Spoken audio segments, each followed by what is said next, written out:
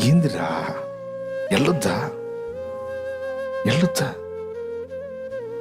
వాడు ఎక్కిళ్ళు పెట్టి ఏడిస్తే గట్టిగా హత్తుకొని, లేదులే వచ్చాగా ఇంక లేదులే, ఊరుకో, గెలిచావుగా, ఆపావుగా, నువ్వే గెలిచావుగా. కానీరా, ఎవరు గెలిచారండి? తండ్రి గెలిచాడా తెంచుకొని వెళ్ళిపోవటానికి? లేతే కూర్చున్న దగ్గర ఏడ్చి తండ్రిని ఆ ప్రేమతో కట్టిపడేసే కొడుకు గెలిచాడా? ముచ్చటగా ఓడిపోవటానికి ఇష్టపడతాడు. ఏమంటాం పోయి? నువ్వు అనుకున్నదే చేసావుగా, ఆపావుగా నన్ను, గదవాయ్, ఇంక నోరు మీద చూశారు కానీ గెలిచావుగా. నాన్న ఓడిపోవటానికి ఇష్టపడతాడు ప్రేమను బట్టి.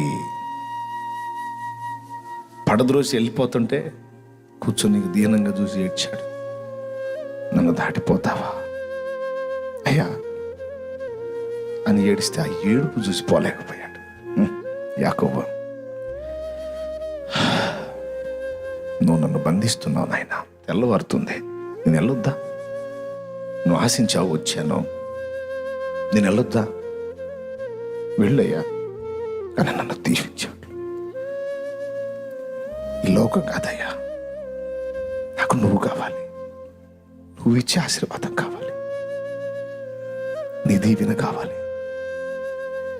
అదములోక సుఖాలు నిజమని భ్రమించాను, నువ్వు కావాలి, నీ దీవెన కావాలి, నీ ఆశీర్వాదం.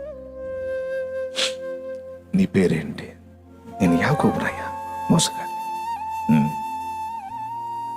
నువ్వు దేవునితోనూ మనుషులతోనూ పోరాడి గెలిచావు, మనుషులతో దేవునితో పోరాడి గెలిచావు, నన్ను కూడా గెలిచావు నువ్వు. ఇక నుంచి నువ్వు యాకోబు కాదు, మోసగాడివి కాదా, నువ్వు దేవునితో పోరాడిన వాడివి. నీ పేరు ఇశ్రాయేలు.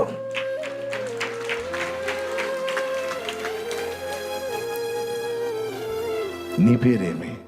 నా పేరెందుకు నీకు అని ఆయన అక్కడ యాకోబును ఆశీర్వదించెను. బా,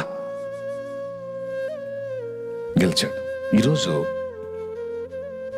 మనం ఎదుర్కొంటున్న పరిస్థితుల్లో అవి భౌతికమైనవైనా ఆత్మీయమైనవైనా, దేవుని ముందు మనం మన బలాన్ని ప్రదర్శించేదానికి కాదు కానీ మన కన్నీటిని. ఎందుకంటే ఆయనను కట్టిపడేసేది మన కన్నీళ్ళే.